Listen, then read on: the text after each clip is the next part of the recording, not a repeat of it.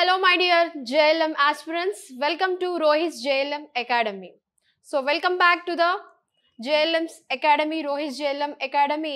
So, మీకు ఒక happiest న్యూస్తో మీ ముందుకు వచ్చామండి. ఏంటి ఆ హ్యాపీయెస్ట్ న్యూస్ ఏంటి అని అంటే, రీసెంట్గా మనకి ఏపీ గవర్నమెంట్లో కొన్ని మీటింగ్ జరిగిందనమాట.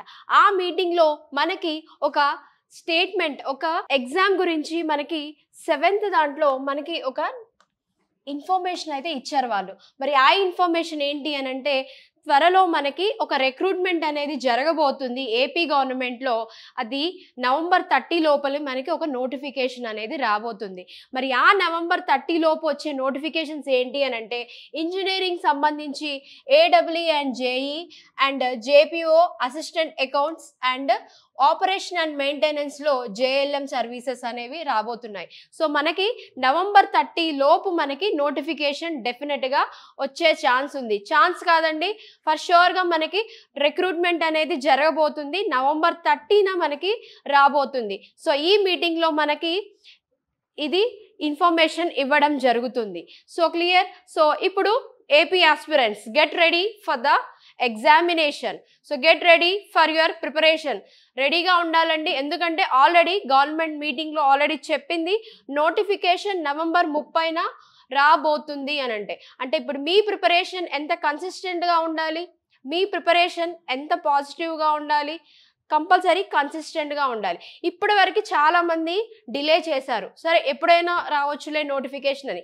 బట్ ఇప్పుడు రైట్ నౌ మనకున్న ఇన్ఫర్మేషన్ ప్రకారం నవంబర్ 30న నోటిఫికేషన్ రాబోతుంది. మరి స్టార్ట్ యువర్ ప్రిపరేషన్. ఇప్పటి నుంచి స్టార్ట్ చేసినా కూడా మీరు ఆ టైం కల్లా ఒకసారి రివిజన్ అనేది కంప్లీట్ అయిపోతుంది. దెన్ ఆఫ్టర్ మనకి కొంత టైం అనేది ఇవ్వడం జరుగుతుంది.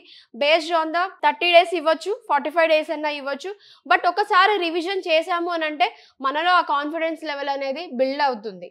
Yes or not? ఎస్. ఎందుకు అని అంటే ఎలక్ట్రికల్కి జనరల్గా మనం ఎక్కువ సార్లు రివిజన్ చేయాలండి. ఒక సబ్జెక్ట్ సపోజ్ ఇప్పుడు ఒక సబ్జెక్ట్ చదివామనుకోండి, అదే సబ్జెక్ట్ మనం నెక్స్ట్ వీక్ కూడా రిపీట్ చేయాలి. ఎందుకనంటే ఎలక్ట్రికల్లో ఎక్కువ సిలబస్ ఉంటుంది, చాలా మనం రివైజ్ చేస్తేనే గుర్తుపెట్టుకోగలము. ఒకసారి చదివింది మళ్ళీ దాని తర్వాత ఒక నెల తర్వాత ఓపెన్ చేస్తే మనకి ఏది గుర్తుండదు. ఇవాళ డీసీ మిషన్స్ చదివారనుకోండి, సపోజ్ ఆఫ్టర్ 1 month అదే డీసీ మిషన్స్ ఓపెన్ చేయండి, ఏమీ గుర్తుండదు. ట్రాన్స్ఫార్మర్స్, ఏసీ, డీసీ ఫండమెంటల్స్ ఏమీ గుర్తుండదు, సింగిల్ సబ్జెక్ట్ కూడా గుర్తుండదు. సో ఏం చేయాలి, మన ప్రిపరేషన్ కన్సిస్టెంట్గా ఉండాలి. కన్సిస్టెంట్గా ఉండాలి అని అంటే మనం ప్రతిరోజు ప్రాక్టీస్ చేయాల్సిందే. మీరు క్లాసెస్ వినాలి, ప్రాక్టీస్ చేయాలి. సో కన్సిస్టెంట్గా ఉండాలి. ఏదైనా మనం సక్సెస్ అవ్వాలి అని అంటే ఫర్ షూర్గా ఎలా ఉండాలి, మన ప్లాన్ అనేది కన్సిస్టెంట్గా ఉండాలి, మనం వర్క్ చేసేది కన్సిస్టెంట్గా ఉండాలి. So clear. సో ఇప్పుడైతే ఒక క్లారిటీ వచ్చింది కదా, ఏపీ వాళ్ళకి నవంబర్ 30న నోటిఫికేషన్ రాబోతుంది. సో ఇప్పటి నుంచి మీ ప్రిపరేషన్ ఎలా ఉండాలో ఒకసారి మీరే ఆలోచించుకోండి. సో నెక్స్ట్ మరి మీ సిలబస్ ఏంటి అనేది, సిలబస్ మ్యాక్సిమం చేంజ్ అవ్వదండి, అదే సిలబస్ పెడతాడు. సో తెలంగాణ వాళ్ళకి మనకి 10 subjects ఉంటాయి యాక్చువల్లీ జేఎల్ఎంకి. ఆ 10 subjects ఈజ్ ఈక్వల్ టు మీకు 24 subjects ఏదైతే ఉన్నాయో దానికి ఈక్వల్గానే ఉంటాయి. ఒకసారి మనం సిలబస్ కూడా చెక్ చేద్దాము. సో ఒకసారి సిలబస్ చూడండి, మీకు 80 questions ఉంటాయండి. సో ఫస్ట్ దేనికన్నా ముందు క్వాలిఫికేషన్ ఏంటి జేఎల్ఎం కంటే, ఐటీఐ. అండ్ ఇంకో విషయం చెప్పాలి, ఒక ఐటీఐ స్టూడెంట్, మీ క్వాలిఫికేషన్ ఒక ఐటీఐ ఉండి మీరు ఒక స్టేబుల్ గవర్నమెంట్ జాబ్లో ఎగ్జిస్ట్ అవ్వాలి అని అంటే అది కేవలం జేఎల్ఎం మాత్రమే. అర్థం చేసుకోండి. ఒక ఐటీఐ క్వాలిఫికేషన్తో ఒక గవర్నమెంట్ జాబ్ని మీరు అచీవ్ చేయగలరు. Yes or not? Yes. So అంత బెస్ట్ ఆపర్చునిటీని మనం ఎలా డెఫినెట్గా యూజ్ చేసుకోవాలి. మరి ఏపీ గవర్నమెంట్ ఎన్ని వేకెన్సీస్ని ఇస్తుంది అని అంటే మనం దగ్గరగా 1700 to 1713 to ఒక 1800 వరకు ఎక్స్పెక్ట్ చేయొచ్చు. ఇన్ని నెంబర్ ఆఫ్ వేకెన్సీస్ మనం ఏపీ గవర్నమెంట్ నుంచి ఎక్స్పెక్ట్ చేయొచ్చండి, నెంబర్ ఆఫ్ వేకెన్సీస్. సో మరి అంత మంచి బ్యూటిఫుల్ ఆపర్చునిటీని మనం యూజ్ చేసుకోవాలి. ఎస్. సో దానికోసం సో మీకు 2 stages ఉంటాయి. అదేంటి అని అంటే, ఒకటి రిటర్న్ ఎగ్జామ్ ఉంటుంది. రిటర్న్ ఎగ్జామ్ వచ్చేసి మనకి 80 marks ఉంటుంది. అండ్ సెకండ్ వన్ ఏముంటుందంటే స్కిల్ టెస్ట్ ఉంటుంది. స్కిల్ టెస్ట్ అంటే పోల్ క్లైంబింగ్ టెస్ట్ అనేది ఉంటుంది. So clear. మరి ఈ రిటర్న్ ఎగ్జామ్ ప్యాటర్న్ అనేది ఎలా ఉంటుందంటే 80 క్వశ్చన్స్ ఇస్తారండి మీకు. 80 క్వశ్చన్స్ వచ్చేసి మనకి 80 మార్క్స్ ఉంటుంది. ఈచ్ క్వశ్చన్ వచ్చేసి 1 మార్క్ ఉంటుంది. బట్ టైం చూడండి 1 అవర్ 45 మినిట్స్ ఇచ్చారు. సో ఎంత టైం ఇచ్చారు? 1 అవర్ 45 మినిట్స్. సో మనం రైట్ నౌ అయితే జస్ట్ సిలబస్ ఒకటి చూద్దాము. So clear. సో మీకు సిలబస్ వచ్చేసరికి చూడండి ఒకసారి. టెక్నికల్లో సమ్ టైమ్స్ జేఎల్ఎం అని చెప్తారు అండ్ ఎనర్జీ అసిస్టెంట్ కూడా అని చెప్తారండి జేఎల్ఎంని. So fundamentals of electrical engineering ఉంది, electromagnetism, electromagnetic induction, cells and batteries. So fundamentals of electrical engineering అంటే అన్ని fundamentals, DC fundamentals, AC fundamentals కూడా ఉన్నాయి. ఎలక్ట్రోమాగ్నెటిజం ఇది కంప్లీట్గా మ్యాగ్నెటిజం గురించి చదువుతాము second unit. And electromagnetic induction, AC కొన్ని ఫండమెంటల్స్, కొన్ని ప్రిన్సిపల్స్ చదువుతాము. సో డీసీ మెషిన్స్లో కానీ ఎక్కడ ఏ లా యూజ్ చేస్తాము దాని యొక్క డెఫినేషన్స్ ప్రతిదీ చూస్తాం మనం. Cells and batteries. సో దీంట్లో మనం cell, batteries, different types of cells అవన్నీ చూస్తాము. నెక్స్ట్ ఎలక్ట్రోస్టాటిక్స్ అంటే కెపాసిటర్స్ గురించి కూడా మనం దీంట్లో చదువుతాము. Next electrical wiring accessories, wiring tools and wiring joints. So electrical wiring గురించి కంప్లీట్గా చదువుతాం మనం. Next wiring systems and wiring circuits. So types of wiring systems ఏమేమి ఉన్నాయో దాని గురించి చదువుతాము. ఎర్తింగ్ ఎలా ఇవ్వాలి అండ్ అసలు ఎర్తింగ్ ఎందుకు చేయాలి, మనం గ్రౌండింగ్ ఎందుకు చేయాలి, న్యూట్రల్ గ్రౌండింగ్ అనేది ఎందుకు చేయాలి, ఇవన్నీ చదువుతాం. అట్ ద సేమ్ టైం ఎర్తింగ్లో టైప్స్ ఆఫ్ ఎర్తింగ్ ఏమున్నాయి, ఎర్త్ యొక్క రెసిస్టెన్స్ని ఎలా మెజర్ చేస్తాము. అట్ ద సేమ్ టైం కొన్ని రూల్స్ అండ్ రెగ్యులేషన్స్ ఉన్నాయి.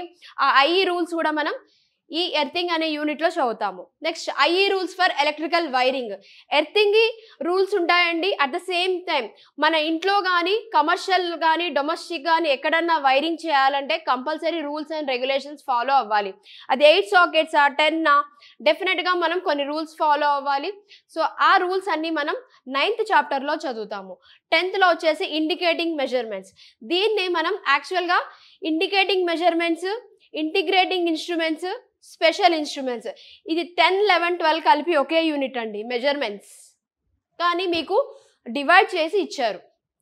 10, 11, 12 ఈ 3 కంబైన్ చేసి ఇది మెజర్మెంట్ సబ్జెక్ట్. అంటే దీంట్లో మనం ఎలక్ట్రికల్ అండ్ ఎలక్ట్రానిక్ మెజర్మెంట్స్ జనరల్గా చదువుతాము. So clear. సో దీంట్లో క్లాసిఫికేషన్స్ ఆఫ్ మెజర్మెంట్స్, మనకి different types of measurements instruments ఉంటాయి కదా, పిఎంఎంసి, ఎంఐ, ఎలక్ట్రోడైనమోమీటర్, అవన్నీ మనం ఇండికేటింగ్లో చదువుతాము. నెక్స్ట్ ఇంటిగ్రేటింగ్లో ఏం చదువుతామంటే మనం ఇంట్లో యూజ్ చేసే ఎనర్జీ మీటర్స్ గురించి చదువుతాం. ఎందుకంటే ఎనర్జీ మీటర్ ఒక ఇంటిగ్రేటింగ్ మీటర్ కాబట్టి. So clear. 11th వచ్చేసి మన ఇంట్లో యూజ్ చేసే ఎనర్జీ మీటర్ గురించి చదువుతాం. మనకి ఎలక్ట్రిక్ బిల్ అనేది ఎలా జనరేట్ అవుతుంది, క్లియర్. దాంట్లో ఎలక్ట్రిక్ ఎనర్జీ మీటర్లో మనకి ఏమైనా ఎర్రర్స్ వస్తే ఎలా, ప్రతిదీ మనం చదువుతాం. వాట్ మీటర్ కూడా చదువుతాం. Next special instruments. కొన్ని స్పెషల్ ఇన్స్ట్రుమెంట్స్ ఉన్నాయండి. ఆ స్పెషల్ ఇన్స్ట్రుమెంట్ ఏంటి అని అంటే ఒకటి power factor meter, frequency meter, ఇవన్నీ మెగ్గర్, ఇవన్నీ స్పెషల్ ఇన్స్ట్రుమెంట్స్ కింద వస్తాయి. దీంట్లో మనం ఎక్కువ డీటెయిల్గా ఏం అవసరం లేదు, ఎందుకు యూజ్ చేస్తారు, దాని పర్పస్ ఏంటి చదివితే సరిపోతుంది. So clear. నెక్స్ట్ ఎలక్ట్రానిక్ వచ్చేసి మనం semiconductor devices and their applications. So complete electronics చదువుతాము. టైప్ ఆఫ్ మెటీరియల్స్ ఏంటి, P type, N type, biasing అంటే ఏంటి, ప్రతిదీ మనం సెమీ కండక్టర్ అండ్ దేర్ అప్లికేషన్స్లో చదువుతాం. నెక్స్ట్ మెషిన్స్ అండి. డీసీ జనరేటర్స్, డీసీ మోటార్స్, ఇవి రెండు కలిస్తే డీసీ మెషిన్సే కదా. డీసీ మెషిన్ ఇది 14, 15 కలిపితే DC machines. AC fundamentals and the circuits. So కంప్లీట్గా fundamentals of the AC and circuit theory మొత్తం మనకి 16th యూనిట్లో ఇచ్చేసారు. మరి 17th వచ్చేసి ట్రాన్స్ఫార్మర్స్. 17th ఏంటండి, transformers. Next 18th alternators. Alternators అంటే సింక్రోనస్ అండి.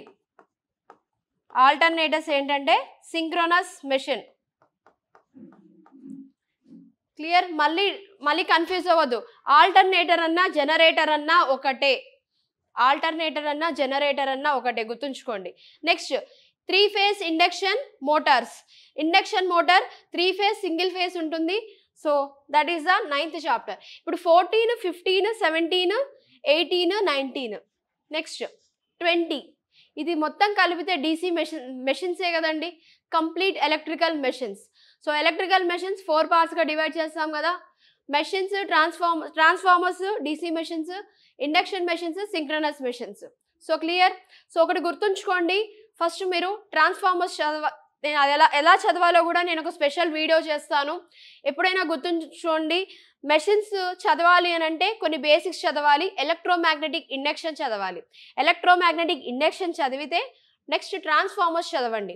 ట్రాన్స్ఫార్మర్స్ చదివారు అని అంటే డెఫినెట్గా ఇండక్షన్ మెషిన్ సగం వచ్చినట్టే, మనకి సగం కాదు 3/4 75% కవర్ అయిపోతుంది. నెక్స్ట్ డీసీ మెషిన్స్ చదవాలి. డీసీ మెషిన్స్ చదివితే సింక్రోనస్ మెషిన్ సగం చదివినట్టే. సో ఈ ప్యాటర్న్లో మీరు మెషిన్స్ సబ్జెక్ట్ అనేది చదవాలి. So clear. So up to 20 మనకి మెషిన్సే ఉంది, మధ్యలో ఏసీ ఫండమెంటల్స్ ఉంది. So clear. Next 21 generation of power, 22 transmission and distribution of power. Next 21, 22 రెండు కలిపితే పవర్ సిస్టమ్ అండి, పవర్ సిస్టమ్. సో పవర్ సిస్టంలో పవర్ జనరేషన్, పవర్ ప్లాంట్లో మనం పవర్ని ఎలా జనరేట్ చేసుకుంటాం అంటే ఒక coal power plant, at the same time hydel నుంచి, కోల్ నుంచి, సోలార్ నుంచి, విండ్ నుంచి, so different types of sources of energy నుంచి మనం పవర్ని జనరేట్ చేసుకుంటాం. అదే generation of power. So clear. Next transmission and distribution of power. So transmission at the same distribution కూడా చదువుతాం. డిస్ట్రిబ్యూషన్లో మనకి సబ్స్టేషన్స్ గురించి కూడా మనం క్లియర్గా చదువుతాము. So clear. Types of substations కూడా చదువుతామండి మనం. So power systems. Next planning, estimation and costing of the wire. So ఒక హౌస్ని మనం వైరింగ్ చేద్దాం అనుకుంటున్నాము, మరి దాని యొక్క కంట్రోల్ ప్యానెల్ ఎలిమెంట్స్ ఏంటి, మన టైప్స్ ఆఫ్ వైరింగ్ ఏం యూజ్ చేయాలి, సో ప్రతిదీ దాని యొక్క ఎస్టిమేషన్ ఏంటి, కాస్ట్ ఏంటి, ప్రతిదీ మనం క్లియర్గా చదువుతాం. అట్ ద సేమ్ టైం ఒక ఇండస్ట్రీ తీసుకుంటే ఇండస్ట్రీలో వైరింగ్ లేఅవుట్ అనేది ఎలా ఉంటుందో కూడా మనం క్లియర్గా చదువుతాము. బట్ మోస్ట్ ప్రాబబ్లీ హౌస్ యొక్క వైరింగ్ గురించి కంపల్సరీ క్వశ్చన్స్ అనేది వస్తాయి ఎస్టిమేషన్ అండ్ కాస్టింగ్లో. నెక్స్ట్ ఇల్యూమినేషన్ ఇది కూడా ఇంపార్టెంట్ అండి, దీని నుంచి కూడా మనం ఎక్కువ బిట్స్ ఎక్స్పెక్ట్ చేయొచ్చు. మరి ఈ ఇల్యూమినేషన్ గురించి ఏం చదువుతామంటే మనం లైట్ ఒక definition, intensity of the light, at the same time మనం డిఫరెంట్ టైప్స్ ఆఫ్ ల్యాంప్స్ అనేది యూజ్ చేస్తాము. అవి ఏంటంటే ఇన్కాండెసెంట్ ల్యాంప్ అని, fluorescent, CFL, at the same time mercury, vapour, sodium vapour lamps, decoration lighting, ఇవన్నీ చదువుతాం. బట్ ఇక్కడ అప్లికేషన్ ఓరియంటెడే దీని నుంచి క్వశ్చన్స్ వస్తాయి. అట్ ద సేమ్ టైం కొన్ని ఫార్ములాస్ ఉన్నాయి, ఆ ఫార్ములాస్ చదవాలి. సో కంపల్సరీ ఇల్యూమినేషన్ నుంచి ఒక ప్రాబ్లం రావచ్చు, at the same time application వస్తుంది. ఎలా అంటే సోడియం వేపర్ ల్యాంప్ ఒక కలర్ ఏంటి అని అడుగుతాడు. ఫ్లడ్ లైట్స్ అనేవి ఎక్కడ యూజ్ చేస్తామో అని అడుగుతాడు. స్టేడియంలోనా, ఒక సెమినార్ హాల్లోనా, ఇలా మనకి ఆప్షన్స్ అనేది ఫ్రేమ్ చేయడం జరుగుతుంది. సో ఇది 24 చాప్టర్స్. సో ఈ 24 chapters is equal to Telangana JLM వాళ్ళకి 10 చాప్టర్స్ అండి. సో 10 చాప్టర్స్ చదివితే 24 చాప్టర్స్ చదివినట్టే ఏపీ జేఎల్ఎం వాళ్ళు. So clear. This is the actual syllabus for AP JLM. So మీ సిలబస్లో ఎటువంటి మార్పు అనేది ఉండదు. So clear. మీరు ఒకవేళ సిలబస్ చూస్తే మనకి సిలబస్ కొంచెం వ్యాస్ట్గా అనిపిస్తుంది. సో ఎంత వ్యాస్ట్గా ఉన్నా నో ప్రాబ్లం, మీ ప్రిపరేషన్ ఇప్పటి నుంచి స్టార్ట్ చేసినా కూడా November 30 లోపు మీరు వన్స్ సిలబస్ రివిజన్ చేసుకోగలుగుతారు. దెన్ ఆఫ్టర్ మనకి ఒక 30 days 45 days ఇచ్చినా కూడా ఈజీగా మనం 2 times రివిజన్ చేసుకోవచ్చు. So clear. So at the same time ఇంకో విషయం ఏం చెప్తాను అని అంటే, ఒక ఐటీ ఆల్రెడీ చెప్పాను, ఒక ఐటీఐ క్వాలిఫికేషన్తో ఒక government job, at the same time ఇంత హ్యూజ్ వేకెన్సీస్ ఓన్లీ జేఎల్ఎం మాత్రమే ఇది పాసిబుల్ అవుతుందండి. వేరే మనం చూస్తూ ఉంటాం వేకెన్సీస్ చాలా తక్కువ నెంబర్ ఆఫ్ వేకెన్సీస్ అనేవి రిలీజ్ అవుతూ ఉంటాయి. But only for the JLM nearly 1700 to 1800 వరకు ఎక్స్పెక్ట్ చేయొచ్చు అండి ఏపీలో. So clear. సో ఆల్రెడీ నాకు తెలిసి ఏపీ జేఎల్ఎం ఆస్పిరెంట్స్ అందరికీ ఒక డౌట్ అయితే క్లియర్ అయిపోయింది. November 30 కల్లా మనకి నోటిఫికేషన్ అయితే రాబోతుంది. So start your preparation, start your కన్సిస్టెంట్గా ఉండండి, మోటివేటెడ్గా ఉండండి. At the same time so the Rohit JLM academy is ఎక్స్క్లూజివ్గా మీకోసం ఉందండి. ఎందుకనంటే బైలింగ్వల్లో క్లాసెస్ చెప్తున్నాము. అట్ ద సేమ్ టైం మేము for the trend, based on the trend ప్రకారమే మేము క్లాసెస్ని రికార్డ్ చేయడం జరుగుతుంది. ఎందుకంటే ఎలాంటి ఓల్డ్ వీడియోస్ లేవు. గత 1 month నుంచి మేము క్లాసెస్ అనేది రికార్డ్ చేయడం జరుగుతుంది. At the same time according to the trend మనం చూసాం ఆల్రెడీ. ప్రీవియస్ క్వశ్చన్ ఎలా ఉంటుంది, ఆ ప్రీవియస్ క్వశ్చన్ అనేది ఎలా ఉంటుందో చూసాం. ఎందుకంటే బేస్డ్ ఆన్ దట్ మన ప్రిపరేషన్ అనేది ఉండాలి. ఏదో చదువుతున్నామంటే అలా ఉండకూడదు. ఫస్ట్ ఏంటి అని అంటే ఒక ఆస్పిరెంట్కి ఉండేది ఏంటి అని అంటే ఫస్ట్ మీరు ఏం చేయాలంటే సిలబస్ ఏంటి, ఫస్ట్ మీరు తెలుసుకోవాల్సింది ఏంటంటే సిలబస్ ఏంటి. సిలబస్ తర్వాత మనకి ఎలాంటి క్వశ్చన్స్ ఇవ్వబోతున్నాడు. మళ్ళీ లాస్ట్ టైం మనకి కంప్లీట్గా స్టేట్మెంట్ క్వశ్చన్స్ కాకుండా జస్ట్ ఆబ్జెక్టివ్ 1 line క్వశ్చన్లో ఇచ్చాడండి. ఈసారి ఏమైనా ప్యాటర్న్ చేంజ్ చేస్తున్నాడా, దాని తర్వాత ప్యాటర్న్ ఎలా వచ్చింది, మరి ఈసారి ప్యాటర్న్ ఎలా ఉండబోతుంది, దాని ప్రకారం మనం అయితే ప్రిపేర్ అవ్వాలి. క్లియర్? ఏదో ప్రిపేర్ అవ్వాలని కంటిన్యూస్గా 24 hours చదివినా కూడా మనకి రాదండి. సో ఒక ప్లానింగ్, స్ట్రాటజీ, ఇవన్నీ ఫ్యాక్టర్స్ ఇంక్లూడ్ అయితేనే మనం సక్సెస్ అవ్వగలము. సో మీ సక్సెస్కి Rohit JLM academy is with you. మేము చాలా క్లియర్గా ట్రెండ్ ప్రకారం వీడియోస్ చేయడం జరిగింది. At the same time previous years questions compare చేసి ఈసారి క్వశ్చన్ని ఎలా అడగబోతున్నాడన్న వీడియోస్ కూడా మేము డిస్కస్ చేయడం జరిగింది. So start your preparation with the Rohit JLM academy. So మీకు ఎలాంటి డౌట్స్ ఉన్నా కూడా స్క్రోలింగ్లో నెంబర్ ఉంటుంది, ఆ నెంబర్కి కాంటాక్ట్ అవ్వండి. మీకు కావాల్సిన ప్రతి డీటెయిల్ని వాళ్ళు మీకు ఇన్ఫామ్ చేస్తారు. So thank you so much. At the same time ఎలా ప్రిపేర్ అవ్వాలి, స్ట్రాటజీ ఏంటి, మనం నెక్స్ట్ వీడియోలో దీని గురించి డిస్కస్ చేద్దాం. All the best to every JLM aspirant. Because November 30న మనకి ఒక నోటిఫికేషన్ అనేది రాబోతుంది కాబట్టి all the best to every aspirant. Thank you so much.